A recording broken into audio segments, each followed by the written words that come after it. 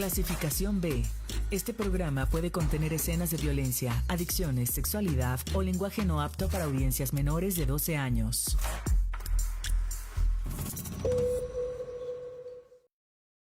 En México hay un cambio de cómo el Estado trata el tema educativo para el pueblo desde el 2018. En el periodo neoliberal del que comprende del 2001 al 2018, los gobiernos del PRI y del PAN trataron a la educación como una mercancía. En las administraciones del expresidente López Obrador y de la presidenta Claudia Sheinbaum, se retoma a la educación pública como un derecho social fundamental de cualquier proyecto de nación de izquierda. En 7 años de estos gobiernos a nivel federal, se ha hecho una inversión de casi 350,000 millones de pesos en infraestructura educativa a través del programa La Escuela es Nuestra. A esa cifra se le deben de sumar los aumentos de salarios y nuevas plazas para los maestros. Y sin duda, otra parte importante es el apoyo a los estudiantes, donde tan solo en 2026 se han destinado 160,000 millones de pesos. Este año estamos destinando 160,000 millones de pesos en becas. Y por supuesto el aumento salarial a los profesores, más plazas para profesores, más profesores para educación media superior, más escuelas de educación media superior, el bachillerato nacional. Pero solo esta cifra, para que comparen lo que fue el periodo neoliberal, y solamente 18 años, no nos fuimos atrás, 18 años, del 2000 al 2018, se destinaron 305,000 millones de pesos a infraestructura educativa. En 7 años, 341,786 millones de pesos.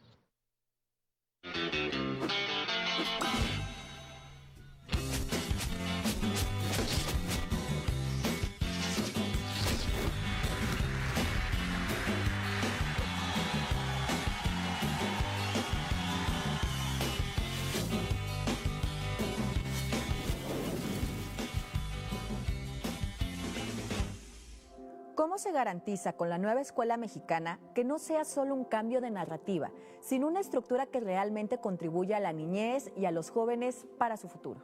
Nazaret, es importante hacer el señalamiento de que durante el periodo neoliberal, lo mencionabas al principio del programa, del 2001 al 2018, yo incluso lo hablaría desde años antes. Esa cifra la dio la presidenta Claudia Sheinbaum para la comparación de lo que se ha invertido en infraestructura. La educación ha sido visto por parte de los gobiernos neoliberales en México y en todo el mundo como un modelo donde la educación se convierte en una mercancía. Se ha dejado a un lado un derecho social que históricamente se ha luchado en México y en el mundo respecto a que las clases populares, las clases medias tengan derecho a la formación educativa. Y la gente nos va a preguntar ahí en su casa, ¿cuál es el modelo que tenía el modelo neoliberal para lo que es la utilización de la educación como una mercancía? Pues al igual como lo que pasó con la industria petrolera o la industria eléctrica u otras empresas públicas, se inicia un proceso sistemático de años de desmantelar el sistema educativo. ¿Y cómo lo desmantelan? Número 1, dejar de invertir en infraestructura. Evidentemente, si no se tiene buenas instalaciones para los estudiantes, a la larga no se van a tener las condiciones óptimas para que puedan tener una buena formación educativa. Un segundo punto que yo marcaría en los gobiernos neoliberales, Nazaret, es de que prácticamente se empezó un golpeteo político en contra de los maestros. Se les criminalizó, se les trató como personas que no estaban dispuestas a adaptarse a los nuevos cambios geopolíticos para lo que era la necesidad de los grandes capitales. Y sobre todo, un tercer punto, se inició un proceso de abandono en la parte de la formación educativa, en los planes de estudio, para que en la sociedad mexicana se permeara la percepción de que la educación privada era muy superior a la educación pública respecto a lo que eran los planes de estudio, la forma en que se les enseñaba a los estudiantes. Con relación a los planes de estudio, cambió mucho el modelo de educación anterior con la nueva escuela mexicana. Cambiaron los libros de texto y también cambiaron las materias. ¿Se corre algún peligro estructural o académico de que ya no se tengan materias formativas en su momento que nosotros tuvimos como matemáticas y que ahora se tengan proyectos? Ese es un discurso que la derecha ha tratado de justificar para no aceptar el nuevo esquema de la nueva escuela mexicana. Y creo que podemos partir de 2 puntos. Primero, la parte de la infraestructura. creo que lo que la presidenta Claudia Sheinbaum ha hecho respecto a la continuidad de la política que hizo López Obrador, de que los padres de familia, las autoridades escolares sean partícipes para poder rescatar la infraestructura educativa, es una parte importante. Anteriormente, en los gobiernos de Miguel de la Madrid, de Carlos Salinas de Gortari, de Ernesto Zedillo, de Vicente Fox, de Felipe Calderón y de Enrique Peña Nieto, el abandono de las instalaciones de las escuelas primarias, secundarias, de las preparatorias e incluso de las universidades públicas consistió en no tener la capacidad de que la ciudadanía fuera partícipe en qué se van a gastar el presupuesto. Entonces, cuando llegara a haber algún tipo de obra pública para poder darle mantenimiento a estas importantes zonas de educación, pues prácticamente hacían contratos para beneficiar a las grandes empresas corporativas y decían en términos generales, ¿saben qué? Vamos a iniciar un proceso de remodelación de bardas. Entonces, al no tener una especificidad respecto a qué tipo de detalles requiere cada una escuela de las colonias, qué tipo de problemáticas tienen, se hacen planes generalizados y no se permite atender de fondo las problemáticas que tiene cada colonia, que tiene cada uno de los estudiantes que integran las escuelas de esa misma colonia. Y ahora, ¿qué tiene de característica el nuevo sistema de la escuela es nuestra? Uno, de que se asigna un presupuesto para cada uno de ellos, aproximadamente son 300,000 pesos, en donde la sociedad de padres de familia junto a los maestros hacen un análisis de qué es lo que le falta a la escuela.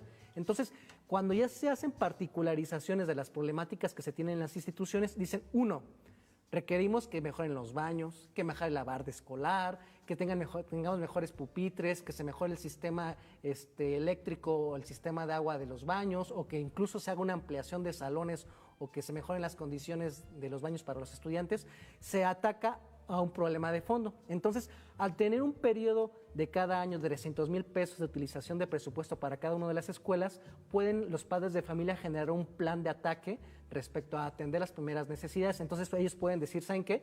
Este año, los primeros 300,000 pesos, vamos a mejorar los baños. El segundo año vamos a mejorar el sistema de tubería para que tenga mejor distribución de agua a estos baños remodelados y quizá ya para el tercer año, ahora sí vamos a hacer bardas. Entonces, eso hace partícipe a la sociedad.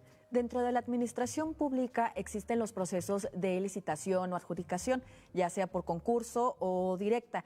En este preciso momento en donde las comunidades o las familias, los padres de familia, son los encargados de gestionar estos proyectos para la mejora de la escuela, ¿se contemplan igual estas licitaciones o ya no se contemplan? Y la otra muy importante es las normas de construcción para las escuelas públicas, pues deben de seguir una especificidad precisa, pues, para garantizar la integridad de los estudiantes. ¿Cómo opera y cómo funcionan estos dos aspectos? Creo que, y también no voy a dejar la parte del sistema educativo, hay que entender de que cuando los grandes grupos corporativos se llevaban los grandes contratos respecto a la infraestructura en la educación pública, pues evidentemente estaba enfocado al enriquecimiento de una élite económica que estaba vinculada a la clase gobernante, que tenían en estas administraciones el control de la SEP. Ahora, cuando haces partícipe a la comunidad va a tomar decisiones de, vamos a ver dentro de la comunidad qué población que tenemos en nuestra colonia, en nuestra comunidad, en nuestro municipio, cumple con las características para poder dar los servicios. Entonces, eso hace partícipe a la comunidad para decir, yo recomiendo este plomero, yo recomiendo este arquitecto, yo recomiendo estos albañiles, estos carpinteros, estos profesionistas. Entonces, ¿qué es lo que se está buscando? Uno, hacer partícipe en la supervisión y en la toma de decisiones a la comunidad. Dos, fomentar el empleo y la propia el destino de esos recursos entre la población. Y creo que un tercer punto muy importante es los propios maestros y los padres de familia son los que hacen la evaluación final respecto a los resultados que se entregaron a las mejores que se quieren en infraestructura, porque anteriormente en las administraciones anteriores a lo que fue el periodo de López Obrador y de la actual presidenta Claudia Sheinbaum, pues una vez que se entregaba la obra, ya la población ya no sabía qué había pasado con la empresa constructora, ya no se escuchaba la opinión de la población de cómo quedaron las obras, ya que acá directamente la población es la que hace la revisión, el seguimiento, el gasto del público y sobre todo la supervisión de cómo va avanzando la obra. Respecto a los planes educativos, Nazaret, históricamente en el modelo neoliberal se nos ha hecho mención de que solamente te debes de preocupar por las necesidades del mercado, y eso es cierto. Es importante que evidentemente los estudiantes sepan de español, de matemáticas, que tengan conocimientos de computación. Ahora con la inteligencia artificial evidentemente va a ser un nuevo tema. Pero algo que dejaron de lado fue la parte social que tiene la educación como una forma de integrarse a la comunidad. Lo que tiene el sistema educativo de la nueva escuela mexicana y con el nuevo plan de estudios que se aprobó en el sexenio de López Obrador y que continúa la presidenta Claudia Sheinbaum es, aparte de los conocimientos técnicos que van a continuar, como hacíamos mención de matemáticas, ciencias exactas, también es importante recuperar la importancia de formar al futuro ciudadano en temas importantes como medio ambiente, historia, formación cívica, en su momento cuando lleguen a la etapa de la preparatoria que se adentren a la filosofía, porque también es importante ayudar a formar a la ciudadanía a tener un criterio respecto a cómo deben ser los procesos democráticos, el comportamiento social que deben de tener ante las industrias privadas, la forma de que deben de hacer la evaluación de sus gobernantes. En el anterior modelo neoliberal solamente quieren mano de obra, capital humano, que nada más aprendan a recibir indicaciones y sean sistemáticos en la forma de hacer operaciones propias de la iniciativa privada. Es importante eso, pero también la parte de tener un criterio de alumnos que más adelante tengan un raciocinio crítico, que tengan capacidad de hacer análisis y que más adelante, aparte de ser buenos trabajadores para el sector de la iniciativa pública o privada, también sean ciudadanos con un criterio racional. Este aumento en el presupuesto de los 350,000 millones más el aumento a las becas de los 160,000, ¿qué representa para la sociedad mexicana? Volver a poner en el punto de pilar de un proyecto de nación lo que es la educación. Si estamos hablando que en 7 años de lo que es la administración del expresidente López Obrador y la actual presidenta Claudia Sheinbaum se destinó más dinero de lo que hicieron 18 años de gobiernos neoliberales, es decir, Vicente Fox, Enrique Peña Nieto y Felipe Calderón, habla de la importancia que tiene, y no nada más la parte de infraestructura, es acompañarlo con becas, es aumentarlo con el salario más alto para los profesores y la creación de nuevas plazas. Creo que eso va de la mano con lo que es un nuevo modelo de cómo se deben enseñar las escuelas públicas para entender de que la educación es una parte muy importante para cualquier proyecto de nación. Pues demasiada información por abordar, por analizar. Muchísimas gracias. Continuamos.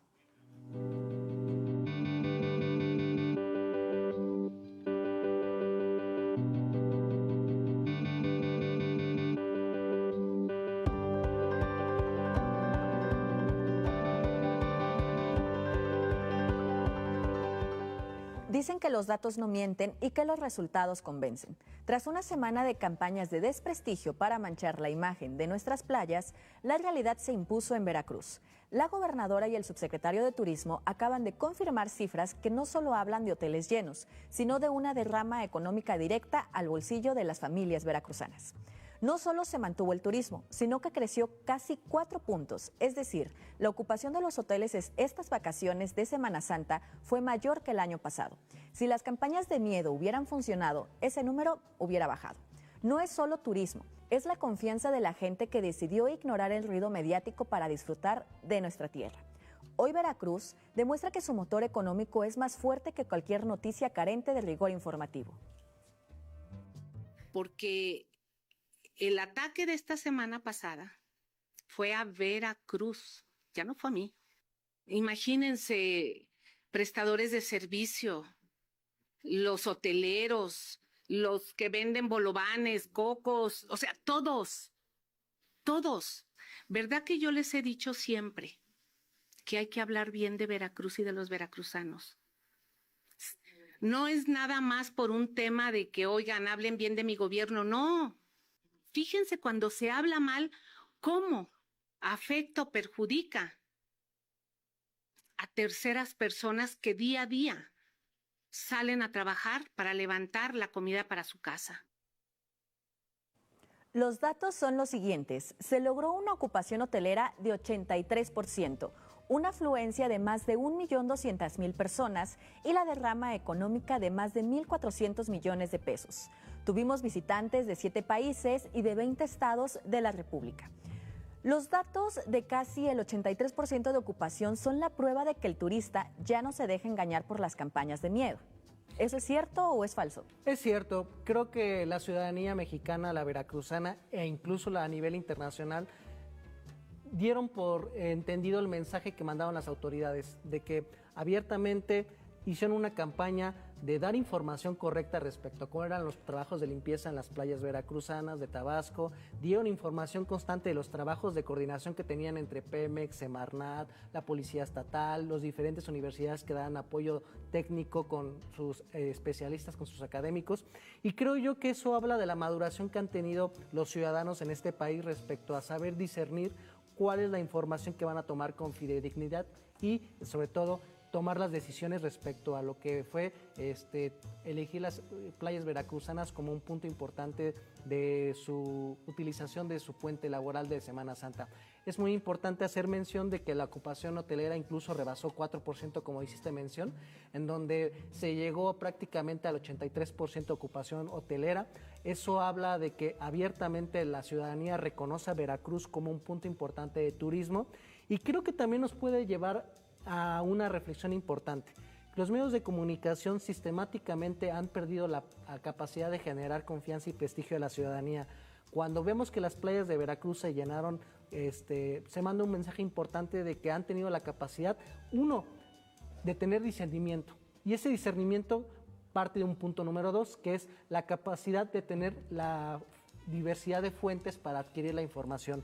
Es decir, ya nada más se quedan con lo que sale en la portal web, en la página de un periódico o en la señal de radioespectro eléctrico de televisión o de radio. Ya tienen la capacidad de poder constatar fuentes y que en su momento pueden tomar la determinación. Entonces, al decir de que vinieron prácticamente casi 630,000 personas de paso a Veracruz, es decir, visitaron una zona arqueológica, una playa, una reserva natural, y decir que hubo más de 540,000 personas que tomaron la decisión de pernoctar en Veracruz y hacer prácticamente el uso de los espacios públicos turísticos del Estado para elegirlo como opción, habla de que abiertamente la ciudadanía tiene confianza en un gobierno, y que creo yo que debemos de hacer hincapié de que no salió la estrategia para perjudicar políticamente a una institución. Y creo que lo más grave es, para análisis de este tema, es cómo trataron de perjudicar a la gente.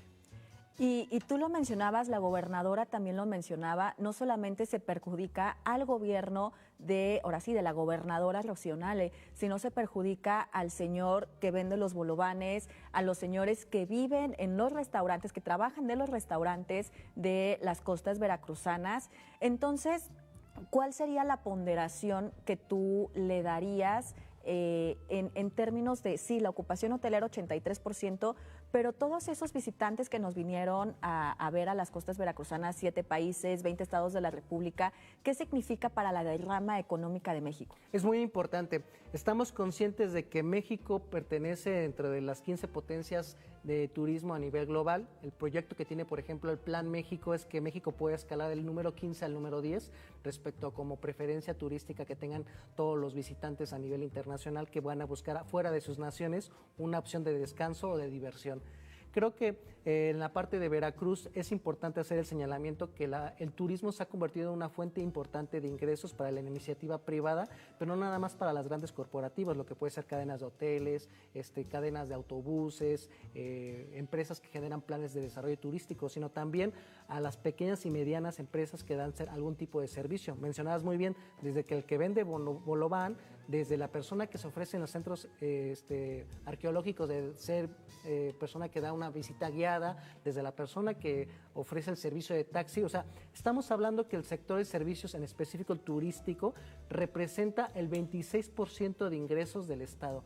Al tener una campaña mediática, por ejemplo, organizada por TV Azteca, en donde invitan a los ciudadanos del país a no venir a Veracruz por las condiciones que ellos falsamente argumentaban en términos noticiosos de que no se tenía condiciones para que vinieran a las playas, estás perjudicando a una base social muy importante de la población, porque estamos hablando que se generan empleos directos del sector turístico y los indirectos. O sea, hablamos del sector directo que le da empleo a las aerolíneas, a los hoteleros, a los choferes de autobuses, a las personas que prestan un servicio en un hotel, pero también estás perjudicando a las personas que se dedican a dar esos servicios inmediatos de alimentación, servicios de guías turísticas, servicios de que en su momento puedan prestar, por ejemplo, una casa en tipo Airbnb para que las personas puedan tener la alternativa a una cadena hotelera. Entonces, estamos hablando de que se tiene una sistematización de tratar de perjudicar a la población por cuestiones políticas. Por ejemplo, hablamos de TV Azteca. Hay que recordar que hace 5 años, cuando concluyó la pandemia de COVID-19, TV Azteca abiertamente decía a la población mexicana que no hiciera caso a las recomendaciones de las autoridades estatales y federales con las medidas de protección. Entonces, la gente no hizo caso, tomó las precauciones, se vacunó, utilizaba la mascarilla, utilizaban la sana distancia, el cubrebocas, y ahora con esto que pasó con las cifras que fueron contundentes respecto a la cantidad de visitantes que hubo en el estado y la ocupación hotelera, habla pues de que ya la gente tiene ese criterio de poder hacer una toma de decisiones y sobre todo entender de que este tipo de decisiones comunicativas por parte de un poder político que tiene control de un medio de comunicación o de varios medios puede perjudicar a la población. Entonces, afortunadamente la gente hizo caso y no se vio perjudicada la población que vive del sector turístico. Y hubiera sido una tragedia nacional turística para el estado de Veracruz, ya que, como lo mencionabas, gran parte del estado de Veracruz vive del turismo y hay una cantidad de ecoturismo en todo el litoral veracruzano que se puede ofrecer no nada más a mexicanos, sino también a la persona extranjera que viene a visitarnos. Esta traducción, este mensaje de vengan a Veracruz, Veracruz es un lugar hermoso, lo veía la gobernadora, lo ponía en su conferencia cuando pasó publicando los delfines ahí saltando en el mar, en el norte del estado, una captura preciosa en la costa del puerto de Veracruz, también se logran apercibir delfines.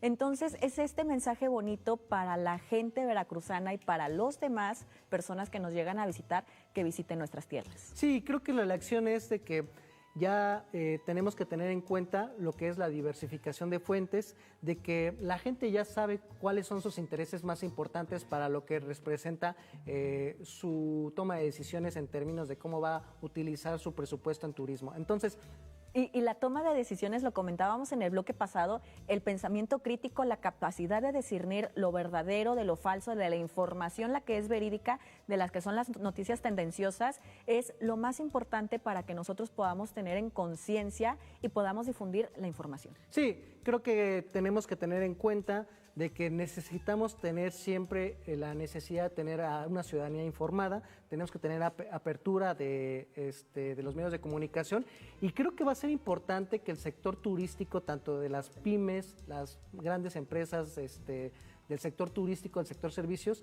le tomen la palabra a la presidenta Claudia Sheinbaum y que le reclamen a TV Azteca de por qué trataron de perjudicarlos en su fuente de ingresos. Y también, o sea, tú lo acabas de mencionar, que tomen la palabra, pero que también revisen los episodios anteriores que hemos tenido y estos microempresarios que tomen el apoyo a la palabra del programa social veracruzano, pues para que igual se incentive la economía y el turismo en Veracruz. Sí, creo que incluso me voy a atrever a ser todavía juguetón con esta respuesta que quiero complementar para concluir este bloque.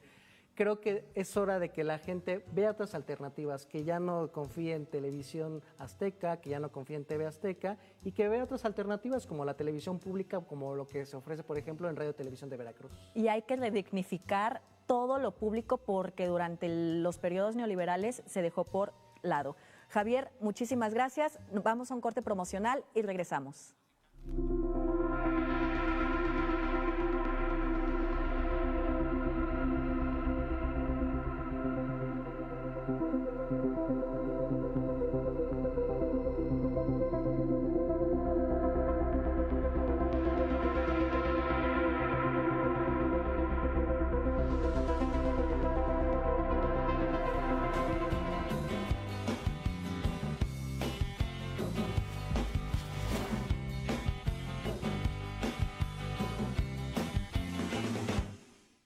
De Guanajuato para ti, la gran fiesta del espíritu regresa a nuestras pantallas. Te invitamos a disfrutar con una selección de lo mejor del 53º Festival Internacional Cervantino 2025, destacando sus invitados especiales, Reino Unido y el estado de Veracruz. Acompáñanos todos los sábados a partir de las 21 horas por la señal de TV+.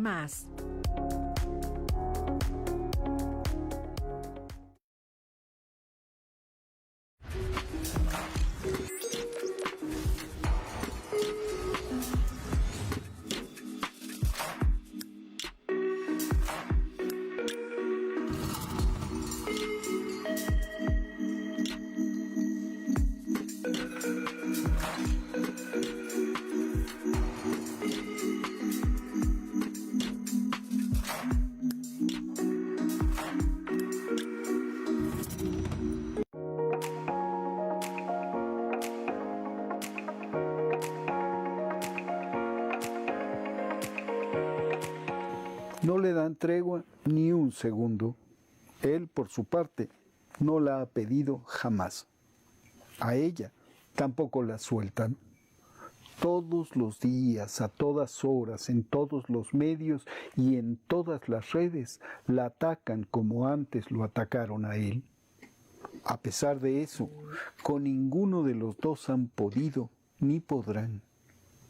¿Por qué la oposición conservadora y el enorme y complejo aparato mediático del país han fracasado en su intento de destruir a Andrés Manuel López Obrador y a Claudia Sheinbaum Pardo?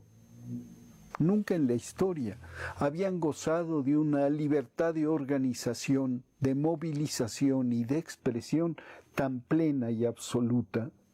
Sin temor a ser reprimidos, las y los opositores pueden hacer y decir lo que les dé la gana. Otro tanto sucede con los intelectuales, columnistas, reporteros y presentadores de radio y televisión. Hoy nadie les ordena qué decir, nadie les paga por callar, nadie les censura. Si tuvieran la razón, ni Andrés Manuel hubiera terminado su sexenio, ni Claudia se hubiera convertido en la primera presidenta de la historia de México, con índices históricos además de aprobación ciudadana. Si hablaran con la verdad, hace ya tiempo que habrían logrado que el pueblo le diera la espalda al movimiento de la Cuarta Transformación. Su arrogancia les ciega, les impide actuar sin mirarse al espejo. Creen que en México nada ha cambiado, que la mayoría de las y los mexicanos comparten la rabia, el miedo, el resentimiento que les enferma y que quieren volver a ese pasado que solo ellos añoran. No comprenden, y eso sucede también a las buenas conciencias, el carácter plebeyo, profundo y radical del humanismo mexicano, de esa fuerza telúrica que los sacó del poder, dejándoles un amplísimo margen de maniobra que ni aun siendo gobierno habían tenido antes. Siguen pensando que Andrés Manuel era un presidente más, que Claudia le obedece, que las masas son ignorantes, manipulables, y ellas y ellos los pastores de ese manso rebaño. Ven a Morena justo como ven al PRI o al PAN. Creen que lo saben todo y no entienden un carajo. Porque lo que aquí sucede nos exige a todas y todos un ejercicio de honestidad intelectual, de humildad del que ellas y ellos son incapaces. Empeñados en lo pueril, en la intriga, la grilla y el chisme, la mentira, la calumnia y el insulto, simplemente no ven, no reconocen lo inédito, lo extraordinario de este proceso revolucionario que vivimos.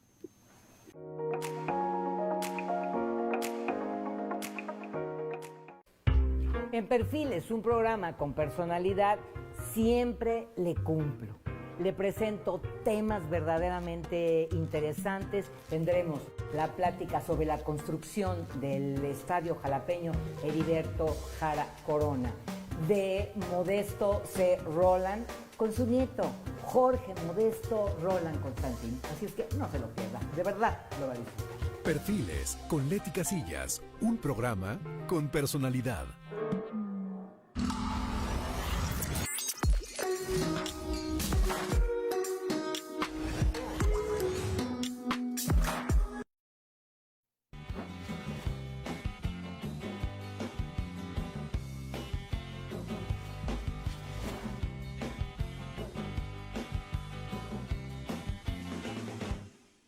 La mentira se ha convertido en la última trinchera de la oposición, desde inventar la venta de nuestro patrimonio cultural como la colección Hellman hasta asegurar que el AIFA estuvo vacío esta Semana Santa.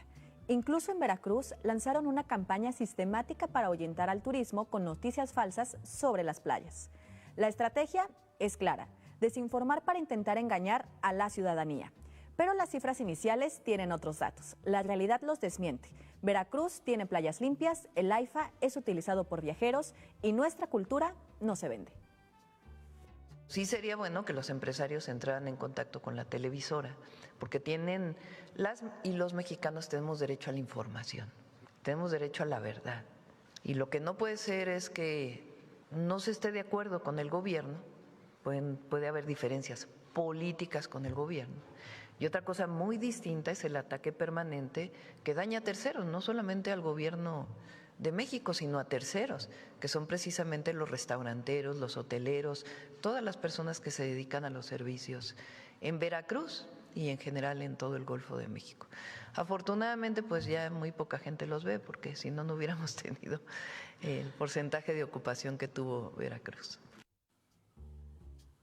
Se difundió con mucha fuerza que la colección Hellman, con obras de Frida Kahlo, se iba a vender al extranjero. ¿No es una irresponsabilidad que columnistas de renombre ignoren que estas piezas son monumento artístico y que hay una ley federal que prohíbe su venta?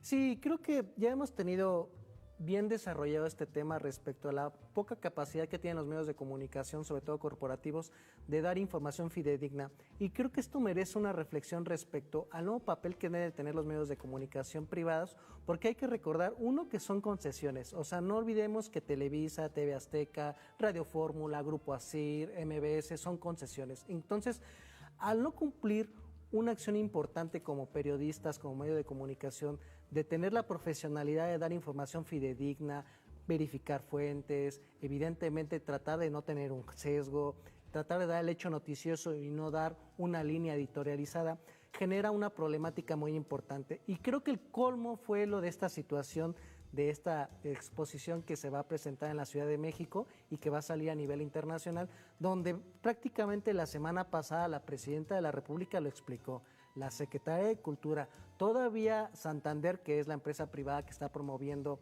esta exposición de esta colección privada, sacó un comunicado explicando de que no va a haber venta de patrimonio nacional, sino que es una exposición privada, pero que a pesar de ser privada sigue siendo un patrimonio cultural intangible de México, no se va a vender, que va a regresar para el año 2028. A pesar de eso, todavía vemos un sector importante de intelectuales, de generadores de opinión y de medios de comunicación que abiertamente están vendiendo la idea de que se va a vender patrimonio cultural artístico de México. Incluso medios de comunicación internacionales como The Guardian, este medio de comunicación con muchos años de trayectoria en Inglaterra y que es un referente a nivel global, se sumó a esa campaña de desinformación. Entonces, bajo ese contexto, creo que es muy importante entender el papel de los medios de comunicación como actores de presión, actores de generación de una visión y de una opinión a la ciudadanía y sobre todo como actores fundamentales respecto a posiciones políticas de grupos de interés. Y quisiera aquí abordar, Nazaret, un tema muy importante que la presidenta Claudia Sheinbaum ha mencionado en medios de comunicación. Cuando tenemos la oposición o líderes políticos que son críticos a lo que es el proyecto de la actual administración federal o estatal, hablando en medios de comunicación internacionales respecto a la situación del país con abiertas mentiras y solicitando, por ejemplo, la intervención de Estados Unidos en los asuntos públicos, ya habla de una falta de capacidad de criterio de esa clase política opositora en México, porque abiertamente puedes hacer una crítica al interior, pero cuando ya te vas a Estados Unidos a medios de comunicación para pedir una intervención, habla de la poca capacidad de esa oposición y de los medios. Y deja tú la poca falta de criterio, sino también lo más grave, la poca falta o el gran desconocimiento que tienen sobre la ley, esta ley de monumentos e historia que protege precisamente a estas obras de arte y como tú bien dices, nada más son prestadas para que el mundo exterior, para que Europa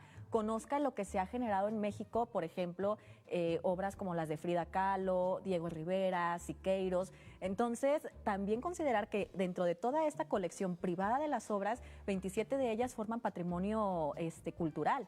Sí, por ejemplo, otra mentira que este fin de semana sobresalió fue de que el AIFA estuvo vacío, que no tuvo actividad por lo que fue el puente vacacional de Semana Santa, cuando las cifras oficiales de la institución que encabeza la dirección de la operación del AIFA, hablan de casi 196,000, 198,000 pasajeros solamente en 3 días. Entonces, cuando ya se tiene una lógica de tratar de vender un mensaje político para poder perjudicar al gobierno al que no le tiene simpatía, por ejemplo, como medio de comunicación corporativo, pues habla de esa poca capacidad que se tiende de entender, de mínimamente cuidar las formas, de tratar de aparentar, porque la realidad es que en el país hay muchos problemas, pero cuando ya abiertamente tienes una línea de comunicación reiterada de mentiras para tratar de influir políticamente, habla de esa poca calidad que tienen los medios de comunicación. Por ejemplo, en el caso del AIFA, evidentemente estamos bien conscientes que responde mucho a la desinformación de los medios de comunicación porque se vino abajo un negocio que representaba el aeropuerto de Texcoco. Y la gente se va a preguntar cuál era el negocio. Bueno, uno, el mantenimiento. Todos los que en su momento hemos vivido en la zona oriente de la Ciudad de México y el Estado de México, sabemos que hay problemas de hundimiento. Sabemos que en la Gustavo Madero, en Iztapalapa, en Venustiano Carranza, en Ecatepec, en Nezahualcóyotl, en Valle de Chalco, hay problemas de hundimiento porque anteriormente era un lago. Y de debajo de esta zona territorial de la zona oriente del Estado de México y la Ciudad de México, hay mantos acuíferos que le surten una tercera parte de agua a estos dos estados. Bueno, ¿qué es lo que pasa? Que el ritmo de extracción de agua para poder suministrarle agua a esta población del oriente del Estado de México y la Ciudad de México ha hecho que se hagan socavones, se hundan. Bueno, ¿cuál era el negocio del aeropuerto de Texcoco? Es que les querían dar mantenimiento constante para que se vieran beneficiados grandes grupos empresariales. Entonces, cuando continúan con la narrativa de que el AIFA no tiene operaciones, no tiene vuelos, la gente no lo está viendo como alternativa, pues habla de que evidentemente siguen con esa necedad política de mantener un discurso político. Y creo que terminaría esta parte de mi intervención en entender que incluso los medios de comunicación ya no son rentables en términos de la iniciativa privada, pero se entiende que los medios de comunicación forman de grandes grupos empresariales porque saben de la influencia que tienen de generar presión política. Entonces, no es da gratis, por ejemplo, que Carlos Slim invirtiera en el New York Times, no es da gratis que Jeff Bezos en el Washington Post, no es da gratis que Elon Musk comprara Twitter. A pesar de que estos grupos empresariales de comunicación han presentado recorte de presupuesto, tienen menos suscriptores, cada vez lo ven menos gente o ya no tienen ingreso de patrocinios, estos grupos empresariales siguen invirtiendo dinero porque saben que son una forma de comunicación política para influir en los electorados. Y en México, por ejemplo, quisiera abordar el caso de Latinus. Latinus no representa una fuente de ingresos estables en términos económicos y la gente se va a preguntar, bueno, ¿y de qué viven? Pues Latinus vive del financiamiento que se le dan los grupos empresariales que se vieron beneficiados por la pérdida de grandes contratos de los anteriores gobiernos. Entonces, y aquí ya llevamos al menos 2 mentiras contadas en los medios de información en esta semana. La primera, pues la colección Hellman, privada, pero que pues, es propiamente de México y México es el encargado de resguardarla. La segunda es la mentira del AIFA, que estuvo vacío en las vacaciones, que eso no es cierto, etcétera. Y la tercera mentira, reiteradamente, las playas de Veracruz. Sí, o sea, creo que vamos a tener una evolución en los medios de comunicación en donde vamos a tener que buscar alternativas de cómo vamos a adquirir esta información para formar más adelante nuestro criterio.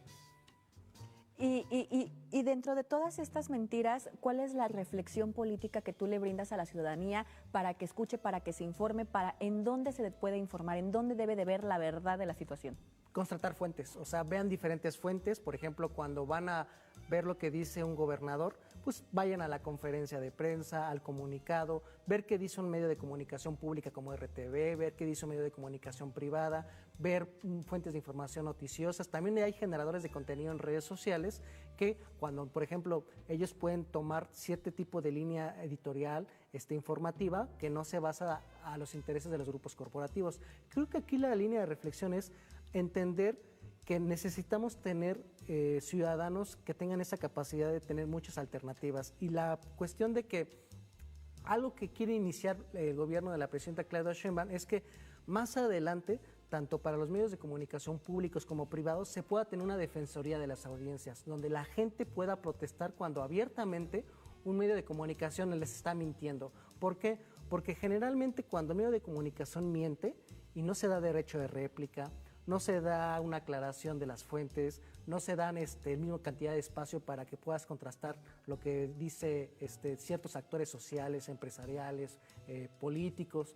Se está rompiendo una parte importante de darle la importancia a la ciudadanía, y creo que esa parte que más adelante va a discutir en la Cámara de Diputados y Senadores del derecho a las audiencias va a ser una forma de empoderar al ciudadano, de entender de cómo se le debe de exigir a los medios de comunicación información fidedigna. Y hablando de de exigir a los medios de comunicación, ¿tú crees que en algún futuro valdría la pena o crees que sea viable que se legisle algo, una ley, una norma para garantizar que los medios de comunicación digan la verdad? Sí, yo creo que va a ser importante que más adelante se dé un paquete de reformas importantes en la legislación mexicana para exigir que un medio de comunicación como un bien público tenga la obligación de dar información fidedigna. Evidentemente no cortar la libertad de expresión, de hacer crítica política, de dar una columna de opinión, pero cuando das una columna de opinión no la puedes disfrazar con información falsa.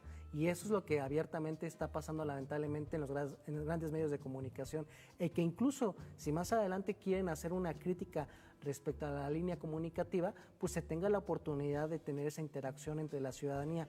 Lamentablemente, el modelo comercial de negocios que tenemos en los medios públicos privados, nos acostumbramos a que no se le puede cuestionar al medio. Pues muchísimas gracias, Javier. Ha sido una plática enriquecedora y continuamos.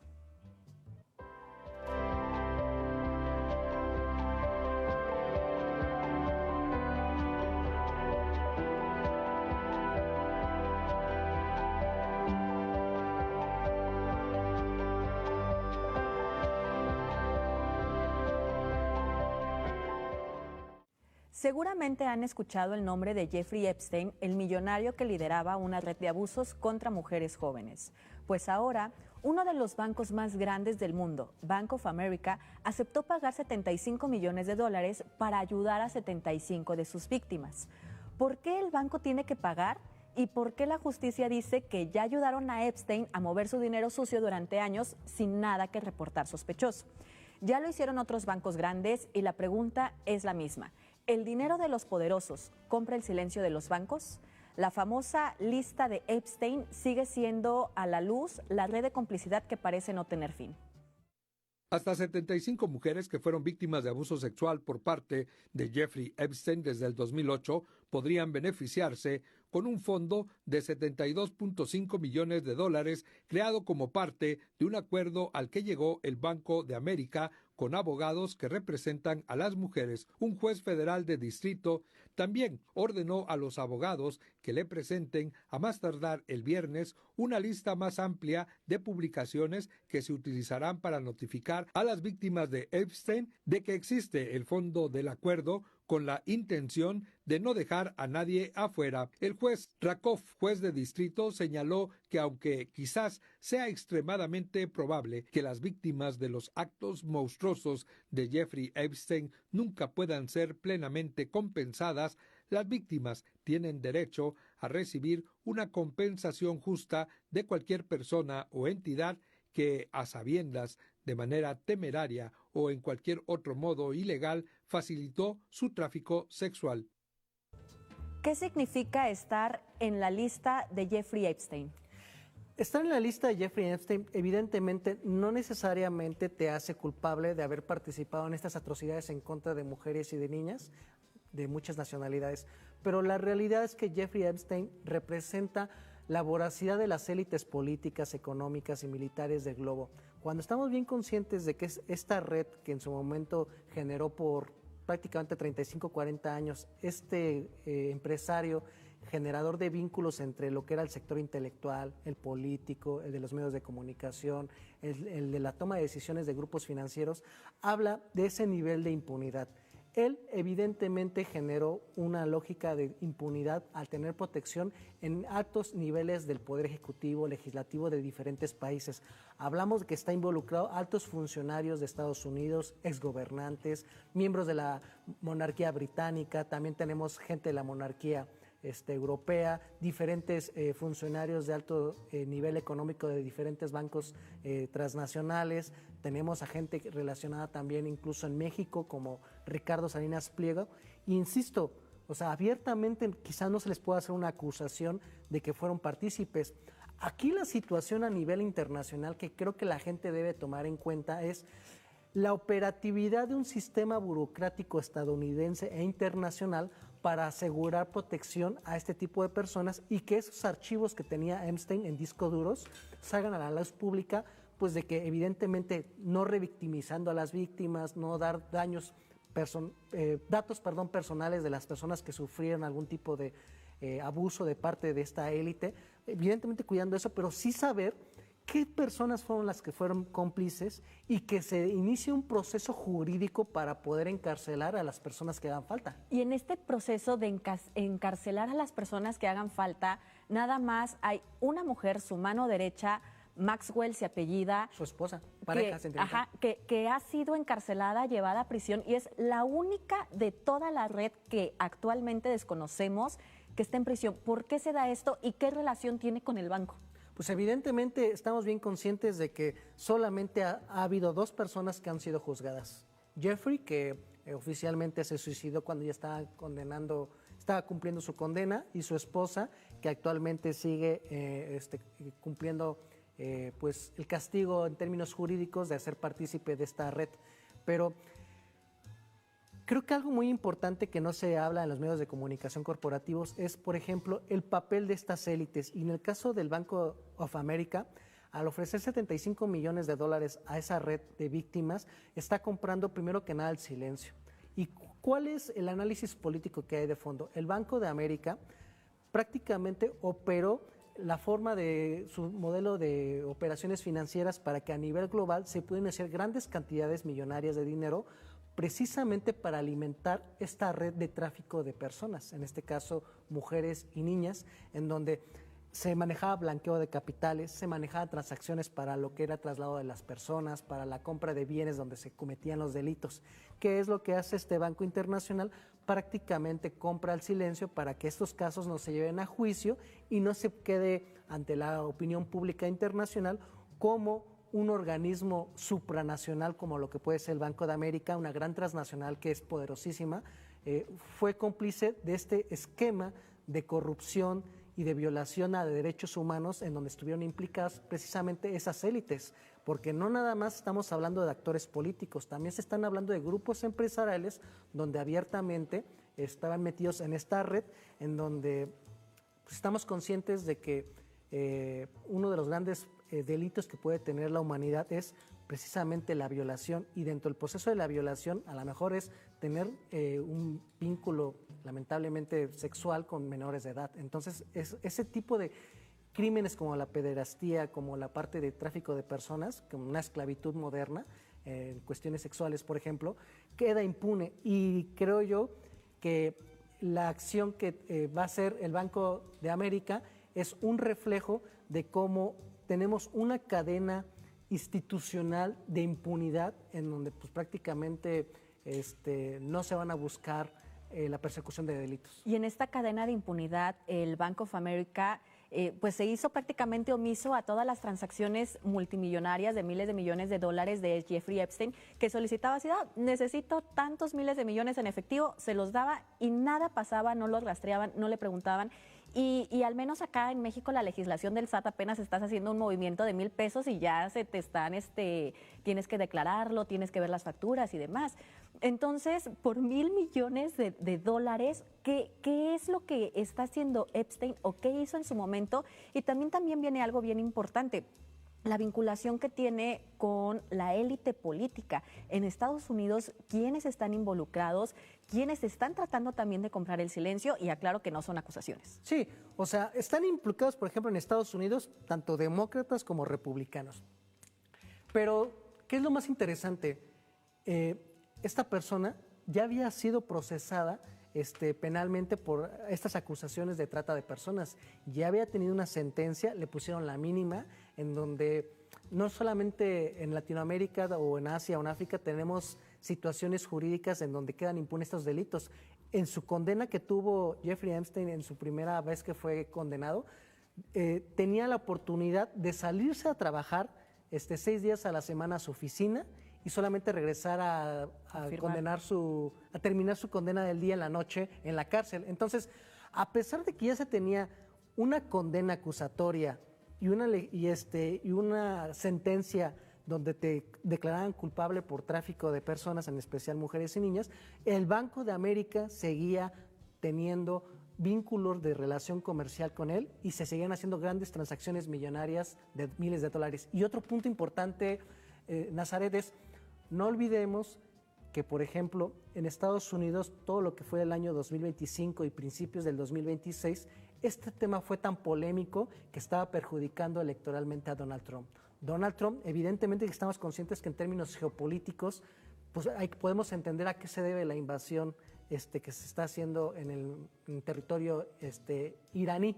Pero una realidad es que se ha convertido en un punto distractivo esta situación en Medio Oriente para que en la opinión pública de Estados Unidos no se esté hablando de estos escándalos y se exija que se ponga a la luz pública qué personas están vinculadas en los delitos. Oye, ¿y qué onda? A la ONU y a la Corte Interamericana de Derechos Humanos les encanta meterse, más a la ONU, en temas de todos lados menos de su país. ¿La ONU ha mencionado algo o la Corte Interamericana al respecto de Jeffrey Epstein? Lamentablemente no han tenido acciones contundentes respecto a exigir que las autoridades políticas, que las autoridades financieras, que diferentes actores con poder mediático sean exigidos a que den aclaraciones y que sobre todo que el Poder Judicial de Estados Unidos dé a la luz qué personas son las que cometieron los delitos, porque también este tipo de información no solamente la tienen en Estados Unidos, la tienen en otras naciones a partir de las investigaciones de los delitos, porque no nada más fue en territorio estadounidense donde se cometieron estos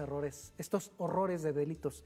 Y creo que es importante poner en hincapié de que después de que pase el conflicto en Medio Oriente, evidentemente va a cambiar el mundo. Y estas listas, lamentablemente, parece que van a continuar en impunidad porque estamos bien conscientes de que la élite empresarial, la élite militar y la élite política a nivel internacional se van a cubrir entre sí. Pues el día de hoy pusimos sobre la mesa la diferencia entre las cifras que transforman escuelas y las noticias que inventan crisis.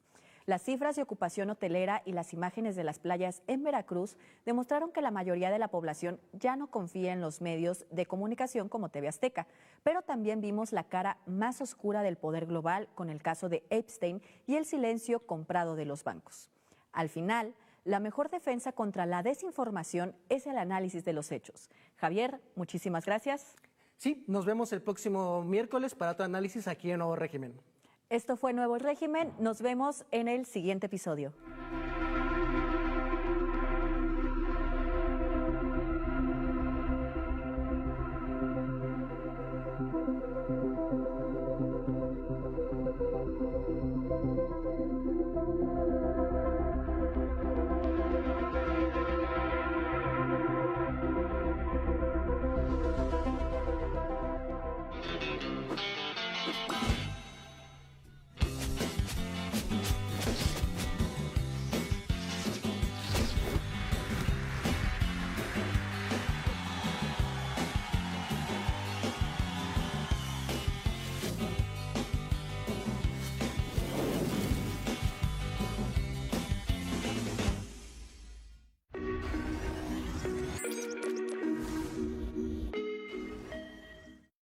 La Botana Deportiva es un podcast amable y relajado en donde conversamos con destacadas personalidades del deporte veracruzano.